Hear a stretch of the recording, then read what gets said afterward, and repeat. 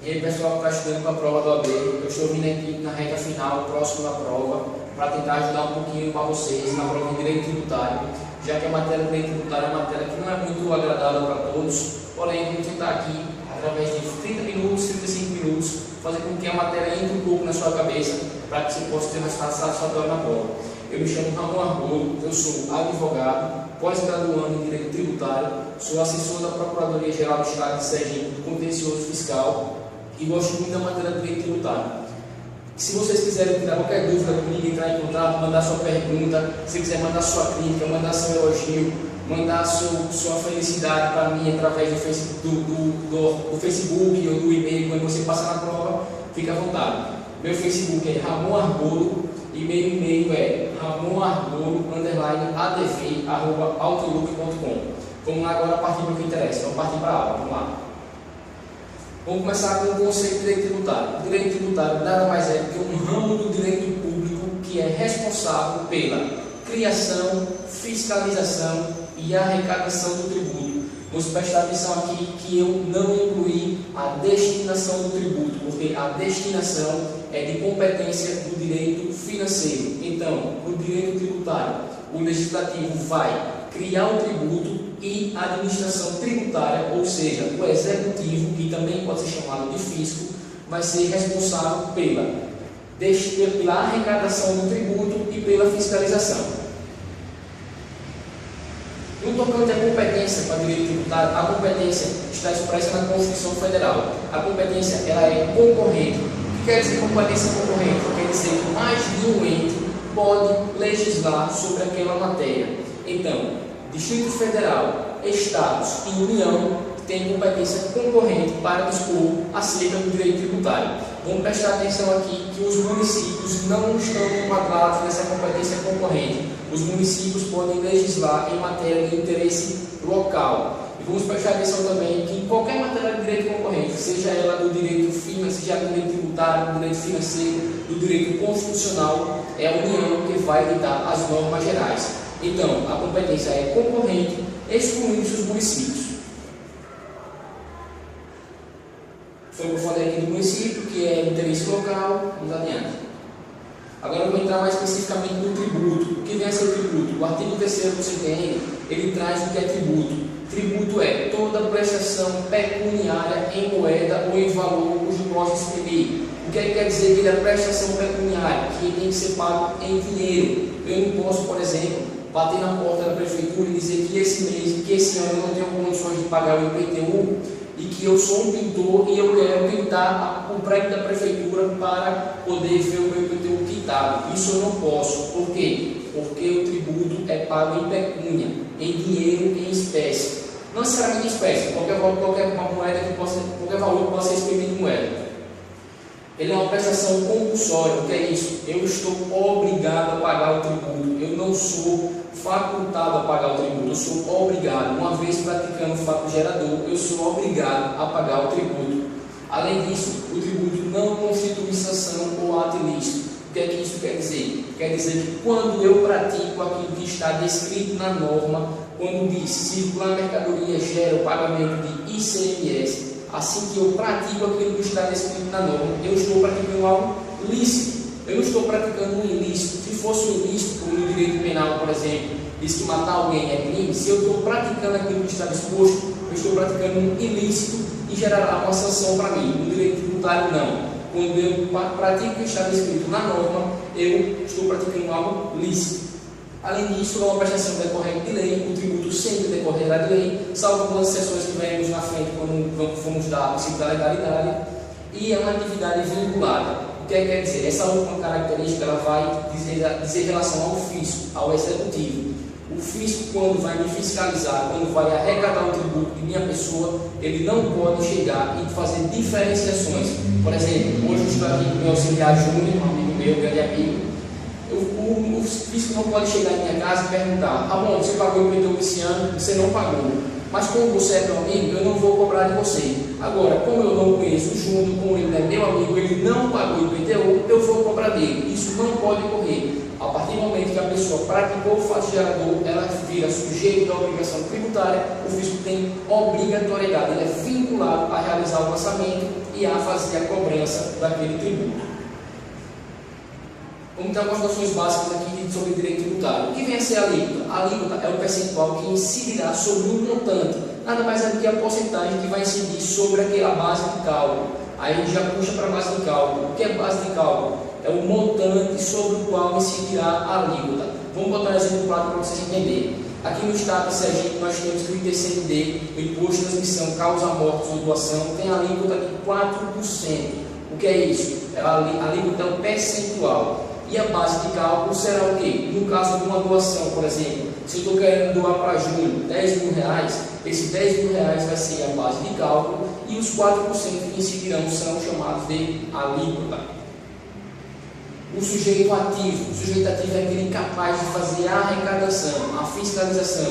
Será o executivo, será a administração tributária ou o chamado fisco. Ele que figurará no polo ativo da obrigação tributária. O sujeito passivo, em regra, é denominado de contribuinte, é aquele que pratica o fato gerador. Eu digo em regra porque há casos de substituição, há casos de transferência, há casos em que será a pessoa que está denominada no CTN na Constituição o responsável pelo pagamento, mas aqui, em regra, é o contribuinte.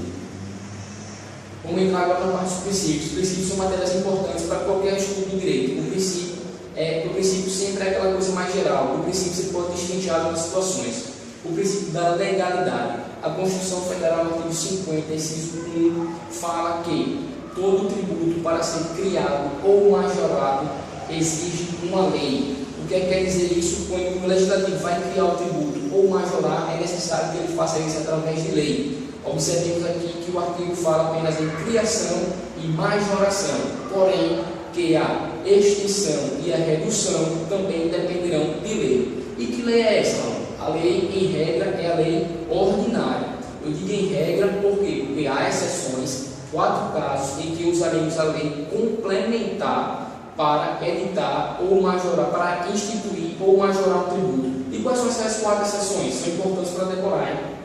Os empréstimos compulsórios, o imposto sobre grandes fortunas, os impostos residuais que são feitos pela União e a contribuição social residual da Seguridade Social. Então, desses 4 casos, teremos a instituição, ou a majoração, ou a redução e a extinção, através de lei complementar, que vai exigir um trâmite processual mais complexo. E a questão da medida provisória. Antes de adentrarmos no cerne da questão, vamos atentar aqui que a medida provisória, na Constituição Federal, pela Constituição Federal, a medida provisória não pode adentrar no campo de matérias restritas à lei complementar. Ou seja, se o presidente do Brasil quiser criar um empréstimo compulsório, ela pode? Não. Por quê? Porque ela não pode fazer uma medida provisória, posto que o empréstimo compulsório exige que seja instituído por lei complementar. Eu acabei de dizer que o presidente vai criar um tributo, isso pode? Em regra geral, não pode. Tivemos algumas discussões doutrinárias, jurisprudenciais, porém, hoje em dia entendemos que a medida provisória, ela não vai criar o tributo, ela vai apenas dispor sobre aquele tributo, e quando o tributo for convertido em lei pelo legislativo, ele terá sido instituído. E pode, porém, é uma exceção que necessitará, não será uma criação do tributo, será uma disposição sobre o tributo que será criado pelo legislativo. Vamos atentar aqui, o importante medida provisória é que ela não cabe em matérias reservadas à lei complementar. A única exceção em relação à cobrança imediata da medida provisória, que é onde não é necessária a conversão em lei, é no caso do imposto extraordinário de guerra, em razão da situação. Se temos uma guerra ou uma iminência de guerra, o Executivo pode editar uma medida provisória hoje e amanhã será cobrado o tributo. Essa é a única exceção em que o tributo não precisará ser convertido em lei. A tipicidade fechada está presente no artigo 97 do CTN. O que é que isso quer dizer? Quer dizer que todos os elementos constantes do tributo devem estar expostos em lei. E que elementos são esses? A alíquota, a base de cálculo, o fato gerador e a obrigação acessória, dentre outros. O que vem a ser a obrigação acessória? nada mais é do que uma obrigação de fazer ou não fazer.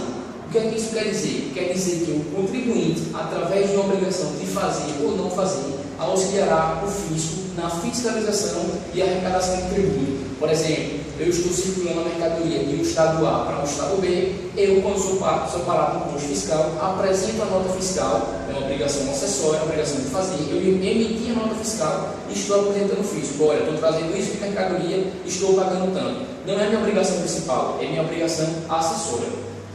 E a questão das alíquotas alteradas por ato do executivo? Pode em 4 situações, que são no caso do imposto de importação, imposto de exportação, IPI e IOF.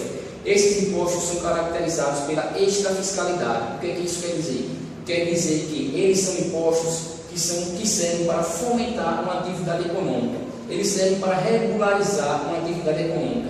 Ou seja, vamos dar um exemplo. Se o executivo pretende fazer com que haja maior venda de produtos industrializados, ele pode abaixar a alíquota desse imposto e aí fomentar a atividade econômica para que os consumidores comprem mais aquele produto. Vamos atentar aqui que é só em relação às alíquotas, ele não pode alterar a base de cálculo e que essas alíquotas têm um mínimo e um máximo. O executivo não pode passar do mínimo e do máximo. Ele pode editar, ele pode alterar as alíquotas? Pode, desde que respeite o mínimo e o máximo.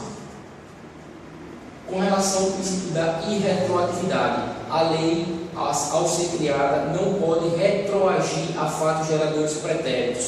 Ou seja, se eu criei uma lei em 2013, ela não pode atingir o fato gerador praticado em 2010, com exceção de 2 casos, que são a lei meramente interpretativa, a lei que vem da interpretação para aquela lei anterior, que no caso aqui foi em 2010, essa lei retroagirá para interpretar a lei do fato gerador praticado em 2010, e no caso de multa, a multa, quando ela é mais benéfica, quando institui uma lei que traz uma multa mais benéfica para o contribuinte, essa lei retroagirá para a data de 2010. Então, se eu pratiquei o fato gerador em 2010 com uma multa de 50%, e em 2013 adveio outra lei trazendo uma multa de 30%, essa lei retroagirá para me beneficiar no tocante à multa.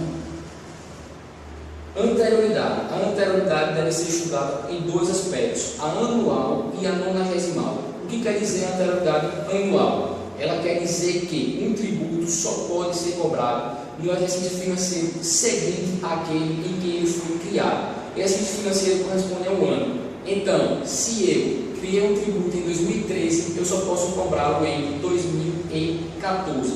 A anterioridade nonagesimal, o que é que ela quer dizer? Ela quer dizer que, respeitando o exercício financeiro seguinte, temos que observar também o prazo de 90 dias. Então, o que é que nós temos que fazer? Observar o exercício financeiro seguinte e os 90 dias. Porém, há casos excepcionais, como vamos ver agora. Exceções à anterioridade anual. O que é que isso quer dizer? Se o tributo ele é exceção à anterioridade anual, ele não precisa respeitar o exercício financeiro seguinte, ele só precisa respeitar os 90 dias. Se ele é exceção à anterioridade nonagesimal, ele não precisa respeitar os 90 dias, só precisa respeitar a questão do exercício financeiro seguinte, como por exemplo, poder criar um tributo 31 de dezembro de 2013 e cobrá-lo 1º de janeiro de 2014. Vamos ver quais são as exceções a cada um. A anterioridade anual, o imposto de importação, imposto de exportação, IOF, imposto extraordinário de guerra, empréstimo compulsório em caso de guerra e calamidade pública, IPI, CID combustível e ICMS combustível. Vamos decorar esses casos que a FGV pode cobrar sim. E as exceções à anterioridade nonagesimal, imposto de importação, imposto de exportação, IOF, imposto extraordinário de guerra, empréstimo compulsório em caso de guerra e calamidade pública, imposto de renda e a base de cálculo, apenas a base de cálculo, do IPVA e do IPTU. Percebemos aqui nessas exceções que temos casos em comum nas duas, como por exemplo o imposto de importação. O que é que isso quer dizer? Se ele é exceção a um e a outro, ele pode ser cobrado de imediato. Se o legislativo alterou o imposto de importação hoje, amanhã ele já pode cobrar. Por quê? Porque ele é exceção às duas anterioridades. Vamos lá. A doutrina trouxe uma coisa chamada de anterioridade mitigada para as contribuições sociais. nada mais é do que uma exceção à entrada anual. Ela só precisa respeitar os 90 dias. Então, essas contribuições podem ser encaixadas nas exceções também à entrada anual. Vamos lá. Princípio da igualdade. Não podemos fazer distinção entre pessoas que encontram-se na mesma situação jurídica. Se eu estou na mesma situação jurídica que outra pessoa, não posso fazer distinção com relação à cobrança ou majoração do tributo. A vedação ao confisco. O fisco não pode tributar o contribuinte para retirar dele o mínimo existencial. Ele não pode tributar tirando do contribuinte aquele dinheiro que é necessário para a sua subsistência. Vamos lá adiante. O princípio da uniformidade. A União ela tem que tributar de forma igual, de forma isonômica em todo o território nacional. Esse princípio só se aplica à União. Ela pode, por exemplo, fornecer isenções para uma região. Vamos supor, forneço isenção, a União fornece isenção para a região Nordeste. Para quê? Para que empresas vão lá e instalem suas filiais para que possa gerar renda, para que possa gerar empregos. O princípio da não diferenciação tributária é parecido com a uniformidade, só que é no âmbito dos estados e dos municípios. Por exemplo, o estado de Sergipe não pode dizer que a alíquota de um produto vindo de Alagoas é 17% e a alíquota do produto de Ceará é 25%. Ele não pode fazer essa diferenciação. Princípio da seletividade. Esse princípio abrange a União e os estados. A União e os estados, em razão da essencialidade do produto, devem diferenciar as alíquotas. Se o produto for mais essencial, abaixar a alíquota; se ele for menos essencial, aumentar a alíquota. Vamos atentar aqui que para a União é em relação apenas ao IPI e que a União está obrigada, ela é obrigada em diferenciar a alíquota com razão da essencialidade do produto. E ao Estado é facultado, o Estado tem a faculdade de alterar essa alíquota. Então, por exemplo, a União aumenta o IPI do cigarro. Por quê? Porque o cigarro é um produto que não é essencial. Então, a União pode aumentar, sim, a alíquota com relação ao cigarro. Vamos ver agora a classificação dos tributos. Quanto ao fato gerador, vinculados são aqueles que dependem de uma contraprestação estatal. Eu pago um tributo esperando que a União me dê uma contraprestação. Ela deve demonstrar essa contraprestação. É o caso das taxas e das contribuições de melhoria. Tributos não vinculados são aqueles que independem de uma contraprestação estatal. O fisco vem cobrar de mim, mas não precisa provar em que ele está investindo aquele tributo. É o caso, por exemplo, dos impostos, dos empréstimos compulsórios e das contribuições. Quanto à destinação, sem destinação específica, arrecada o tributo e não precisa mostrar onde está investindo aquele tributo, parecido com a primeira característica que nós vimos. E com a destinação específica, eles são cobrados com uma finalidade específica. Vou cobrar aquele tributo para investir em tal lugar. Quais são os casos de sem destinação específica? Os impostos e as contribuições de melhoria. E com a destinação específica, as contribuições especiais e os empréstimos compulsórios. Vamos atentar aqui que as taxas, elas podem ter uma destinação específica. Elas podem ter. Os únicos casos que elas devem ter uma destinação específica, sob pena de ser declarada inconstitucional a taxa, é no caso das custas e dos emolumentos. Elas devem ser destinadas às despesas judiciais. Quanto à finalidade fiscal, que é aquela atividade meramente arrecadatória para arrecadar dinheiro para os cofres públicos, extrafiscal, que foi o que eu expliquei agora há pouco, que é para fomentar a atividade econômica, e parafiscal. Parafiscal quer dizer que o tributo pertence a um ente, porém a arrecadação será feita por outro ente. Eu não estou delegando a competência, não estou delegando a criação do tributo, eu apenas permito que outro ente faça a arrecadação daquele tributo.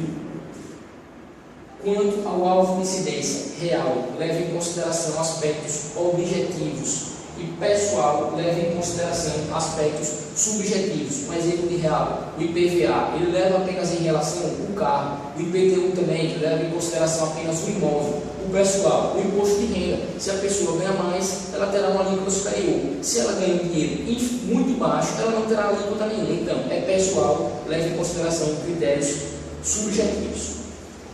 Quanto às alíquotas progressivas, a alíquota aumentará da maneira que aumenta-se a base de cálculo. O maior exemplo disso, o imposto de renda. Quanto mais eu ganho, mais eu pago. Quanto maior minha base de cálculo, maior a alíquota. As seletivas nós vimos agora, que é em relação à essencialidade do produto, e as proporcionais. A alíquota é fixa, o que vai variar é a base de cálculo. Por exemplo, o IPVA, a alíquota é fixa, o que vai variar é o valor do carro. O ITCMD, a alíquota aqui no Estado de Sergipe, por exemplo, é 4%. O que vai variar? A doação que eu vou fazer ou o total de bens do espólio. Vamos atentar aqui para não confundirmos progressividade com proporcionalidade. E eu venho aqui trazer para vocês uma coisa que é muito importante. O único tributo que tem alíquotas progressivas e proporcionais é o IPTU. Ele é o único que possui as duas alíquotas. Espécies tributárias. Impostos são tributos não vinculados, são tributos que não dependem de uma contraprestação estatal. Os impostos dividem-se em federais, estaduais e municipais. E os do Distrito Federal são os estaduais e os municipais. Vamos decorar os menores para, por exclusão, pegar os federais, que são os maiores. Os municipais, quais são? O ITBI, o IPTU e o ISS. E quais são os estaduais? ICMS, ITCMD e IPVA. Por exclusão, temos os impostos federais, que são imposto de importação, imposto de exportação, IPI, IOF, imposto de renda, imposto sobre territorialidade rural e imposto sobre grandes fortunas. Vamos lá.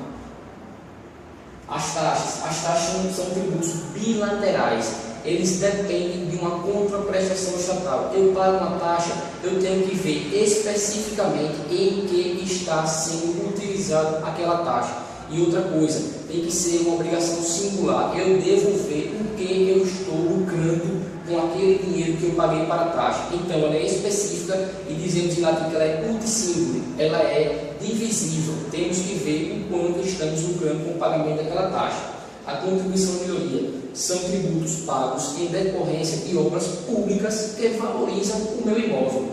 Preste atenção aqui que a obra tem que ser pública.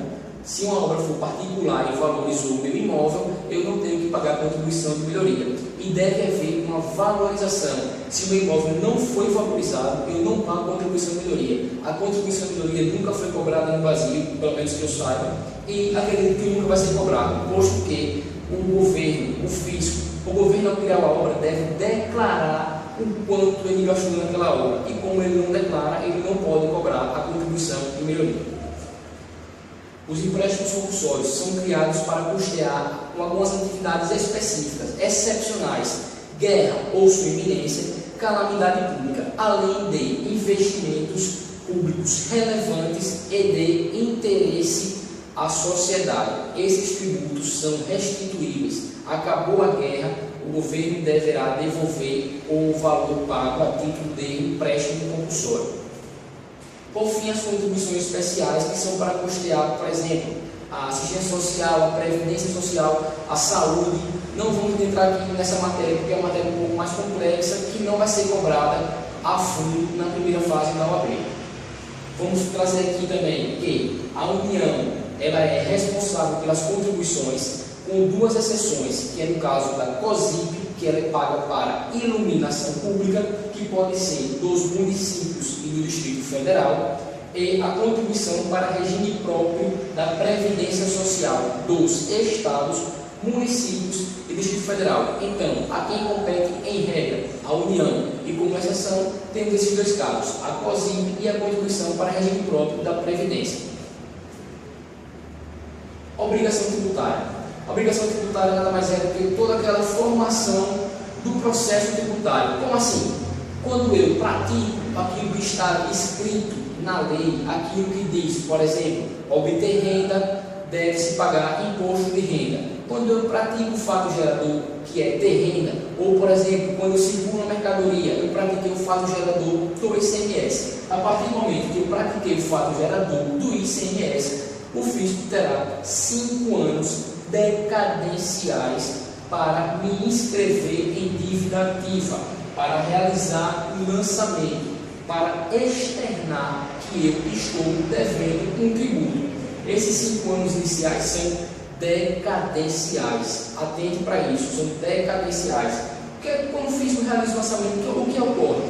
Ele inscreverá no setor denominado dívida ativa, daí vai ser expedida uma certidão de dívida ativa, que é chamada de CDA, que nada mais é do que uma comprovação, um espelho da minha dívida. A CDA é um título exigível, líquido e certo. O fisco, depois de ter constituído dívida ativa, depois de ter realizado o lançamento, tem 5 anos prescricionais para cobrar de mim que estou devendo. Os outros 5 anos são prescricionais para propor a execução fiscal. Execução fiscal nada mais é do que a cobrança do tributo feita pelo fisco. Apenas essas entidades têm a garantia, os privilégios da lei de execução fiscal, que nada mais é do que uma lei disposta para mover a execução fiscal. Nessa lei há algumas regalias, como a suspensão processual, o arquivamento quando não achamos bens do contribuinte, são coisas mais específicas que não irei adentrar. Então, observemos que pratiquei o fato gerador, fiz aquilo que está disposto na lei, o fisco tem 5 anos decadenciais para realizar o lançamento, para me constituir em dívida, para dispor sobre o crédito tributário. E depois o fisco tem 5 anos prescricionais para cobrar de mim. Vamos atentar que os primeiros são decadenciais e os outros 5 anos são prescricionais. Lembre-se como diga, o D vem antes do P. Os tipos de lançamento. O lançamento pode ser direto ou de ofício. É aquele que o fisco vai realizar o lançamento, vai autuar o contribuinte, ele vai exigir o pagamento do contribuinte sem que o contribuinte o auxilie. É o chamado tributo de carnê. Acontece, por exemplo, como no IPTU. O fisco vai ver quanto vale meu imóvel nos municípios, normalmente, ver quanto vale meu imóvel, ele faz o cálculo do meu IPTU e ele bota o valor debaixo da minha porta para eu pagar. Então, eu não fiz nada, eu apenas realizei o pagamento. O fisco que realizou todos os cálculos e que viu quanto valia meu imóvel.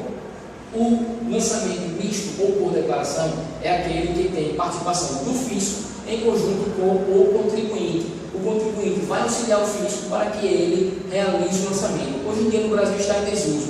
Podemos trazer a exemplo doutrinário o imposto de importação.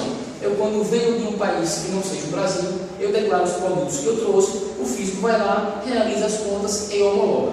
Vamos adiante.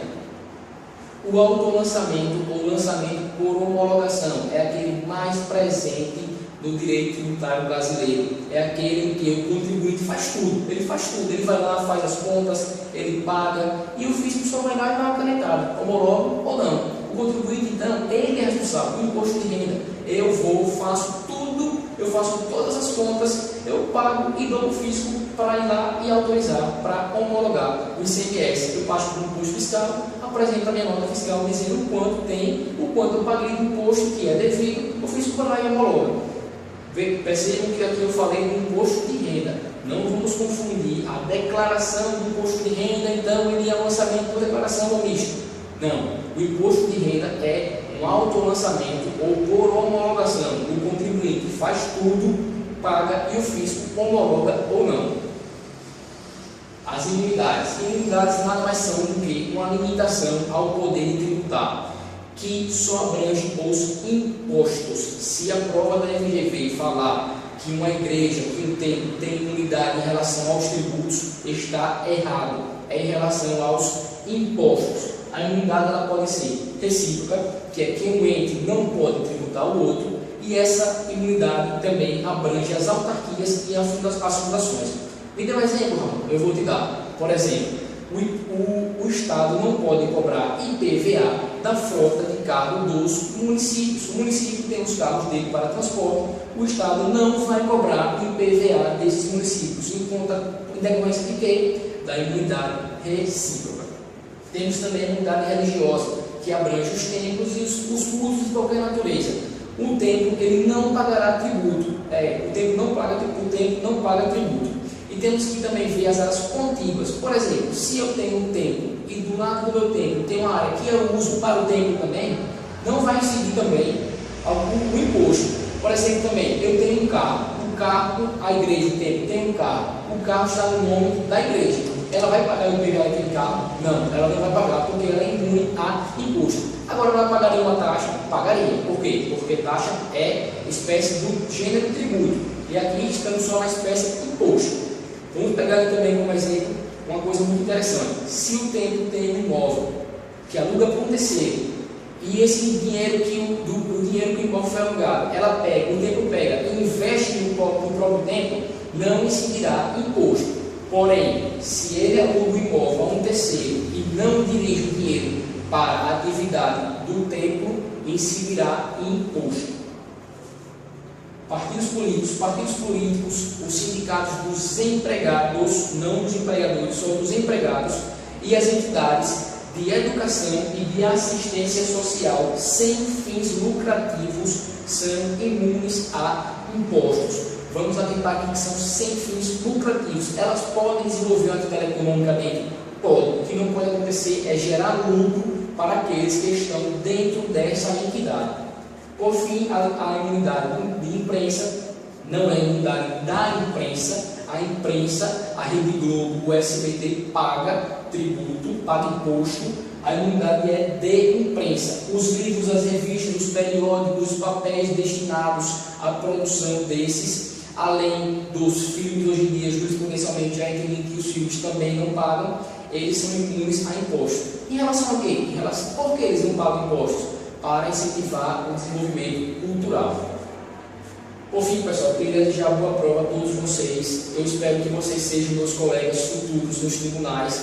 Estou aqui à disposição de vocês para tirar qualquer dúvida, para ouvir qualquer reclamação, para ouvir qualquer elogio, até porque nas reclamações também crescemos e no elogio ficamos muito satisfeitos, porque foi um aprendizado que você adquiriu através do Facebook Ramon Argolo ou do meu e-mail ramonargolo_adv@outlook.com. Boa prova para todos vocês. Estamos juntos na segunda fase. Um abraço.